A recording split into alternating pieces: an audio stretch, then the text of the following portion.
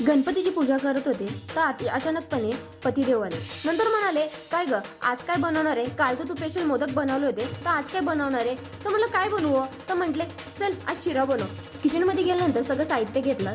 त्यानंतर नेहमीप्रमाणे माझी ही छोटीशी चिमुरडी घरामध्ये धिंगाणा हाजीरा चालूच होता. पूर्ण किचन बार मध्ये आलं लसूण हे पांगून ठेवलं होतं. त्याच्यानंतर घेतली कढई, सगळं साहित्य टाकलं, नंतर टाकला रवा आणि शिरा बनवायला घेतला.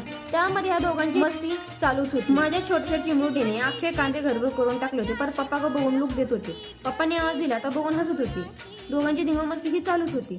नंतर मग मी काम करता करता मी त्यांना मारला काजू पिकून आणि शिरा हा बनवायला घेतला. नंतर माझी चिमुरडी वरून बसली. दोघांची मस्ती ही चालूच होती. शिरा बनवून झाला. आहोंनी दाखवले गणपतीला प्रसाद. चांगली भक्तिभावाने पूजा करून त्यांना प्रसाद चढवला. गणपती बाप्पा झाले खुश. नंतर पतिराज पण झाले खाऊन खुश. म्हणाले शिरा एकच नंबर झाला बघ. तुम्हाला कसं वाटलं हे नक्की कमेंट करून सांगा. तुम्ही काय बनवलं